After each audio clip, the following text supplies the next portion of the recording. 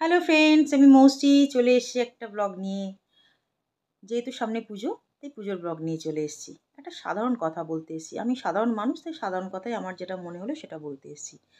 ছোটোবেলার থেকে আমরা পুজো বলতে যেটা জানতাম, যে লোকের বাড়িতে চাঁদা কেটে যার যেরকম সামর্থ্য, যাদের যেরম কাজ, যাদের যেরম ব্যবসা, যার যেরম ইনকাম, সেই অনুযায়ী সবাই চাঁদা দিত।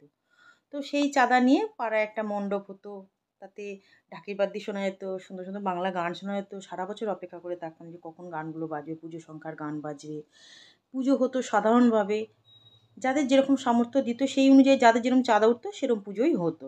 সেখানে অন্তত মায়ের ভোগটুকুন পেতাম, প্রসাদ পেতাম।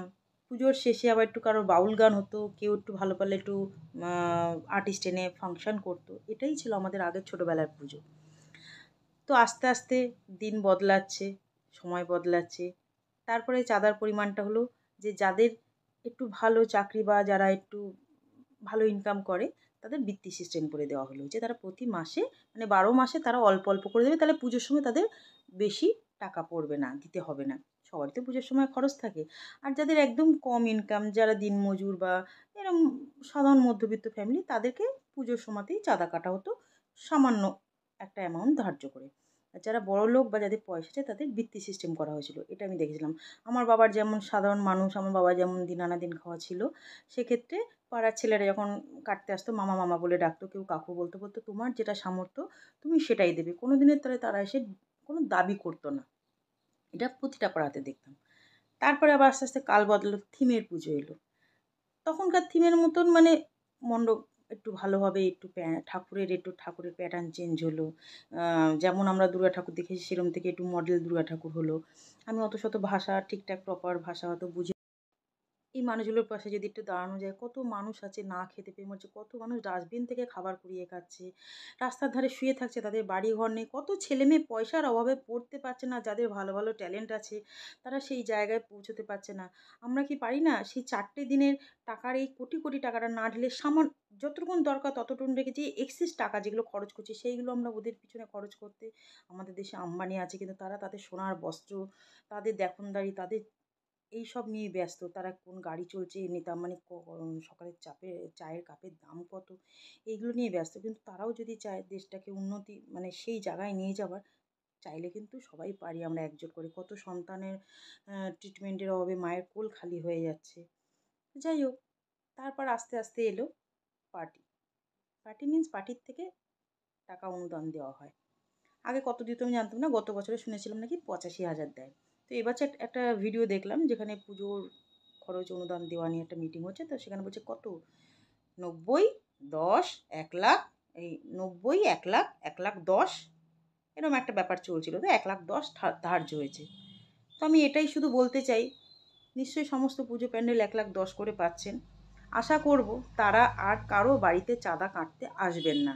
বাকি যেটুকুন খরচ তারা তাদের নিজের নিজের কোমরের জোরে, নিজেদের ক্লাবের জোরে বা যারা সেই সংগঠনের সাথে যুক্ত, তারা তাদের নিজের পকেটের জন্যে নিশ্চয়ই বাকি পুজোটা করে নেবেন।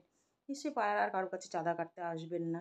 কেন আপনাদের তো সরকার থেকে দিয়ে দেওয়া হয়েছে। যখন দেওয়া হতো না তখন পাবলিক দিত। তাই তো? কিন্তু এখন তো পাবলিকের দেওয়ার কোনো দরকার নেই। অনেক সাধারণ মানুষ আছে তাদের পুজোয় জামাকাপড়ই হয় না। তো আর আপনারা দয়া করে কারো বাড়িতে চাঁদা কাটতে আসবেন না। কেমন? যাই হোক, আমি সাধারণ মানুষ, অত ভালো মানে ঠিকঠাক প্রপারলি ভাষা হয়তো বলতে পারি না।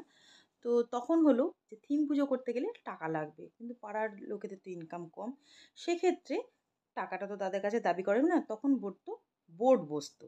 বড়, বড় পুজো প্যান্ডেলগুলোতে পুজোর আগে, আগে বোর্ড বসতো। কিসের বোর্ড নিশ্চয়ই বুঝতে পারছো তোমরা। সেটা আমি আর এত ডিক্লেয়ার করছি না। তো কোনো সময় পুলিশ রোড হতো, কোনো সময় উম সার্চ করতে এ করতো, তখন সবাই যে যার বোট ছেড়ে পালাতো। এগুলো বড়, বড় পুজো প্যান্ডেলগুলোতে হতো। যারা এখানকার সবচেয়ে বড়, আমাদের এখানের কথা বলছি, যারা বড়, বড় পুজো প্যান্ডেল যারা থিম পুজো শুরু করলো, সেই বোর্ড বসতো। এই পরে আস্তে, আস্তে বোর্ড হতে, হতে তারপরে এই বোর্ডের ঝামেলা হতে, হতে চেঞ্জ হয়ে গেল। তখন একটা ধার্য করে দেওয়া হতো যে এরকম অ্যামাউন্ট মোটামুটি যাদের পয়সা আছে তাদের দিতে হবে। হয়ে গেল কালের পরিবর্তনে আর তারপর পুজোর থেকে ডিট্যাচ হয়ে গেছি। সেটার আর আমি জানিও না। আগে ছোটোবেলায় থাকতাম, দেখতাম ঠাকুরের কাজকর্মগুলো পুজো প্যান্ডেলের আমিই করতাম। ওরা চাঁদা কেটে সমস্ত কিছুর দায়িত্ব দিয়ে দিত। যে এই তোর কিন্তু এগুলো এই ব্যাপার, এই ব্রাহ্মণ আসবে, এই বলেছে তোর দায়িত্বগুলো সমস্ত সেই ১০৮টা প্রদীপ ইয়ে করা, পদ্ম ফুল ফোটানো, বেলপাতার মালা, ফুল, বেলপাতা আর ব্রাহ্মণও সেই পুজোর আ চতুর্থী দিন এসে আমার সাথে সমস্ত বলে আমাকে লিস্ট দিয়ে চলে যেত। আর দোকান বলা থাকতো, সেই দোকান থেকে যা, যা সামগ্রী লাগবে আমি বলে দিতাম। ওরা লিস্ট অনুযায়ী দিয়ে দিত। তারপর পুজো শেষে যা পয়সা বাঁচত, সেই পয়সা দিয়ে একটা পিকনিকও হতো যারা, যারা খেটেছে পুজোর সময়। এর একটা আলাদা আনন্দ ছিল, একটা আলাদা দিন ছিল। সেই দিনগুলো খুব মিস করি। কালে ক্রমে, ক্রমে এখন হয়ে গেছে থিম পুজো। পুরোটাই থিমের উপর। অগাধ পয়সা মানুষের। কিন্তু সেই পুজোর শেষে আর ভোগ পাওয়া যায় না। সেই পুজোর শেষে আর সেই পুজোর প্রসাদ পাওয়া যায় না। মানুষ থিমের পিছনে ছুটছে। মানুষ সেই প্যান্ডেল দেখার ভিড় এত, এত টাকা এত, এত খরচ করছে। কিন্তু চতুর্দিকে একটু তাকিয়ে দেখলে দেখতে পাবে কত গরিব মানুষ আছে। এই যে বন্যায় কতজনের ভেসে গেছে। আমাদের কি উচিত এখন এই থিম পুজোগুলো করা বা এত, এত টাকা ঢালা? মানুষগুলোকে আগে বাঁচানো উচিত, তাই না? ৪ দিনের জন্য এত কোটি, কোটি টাকা না ঢেলে যদি তাদের পাশে দাঁড়ানো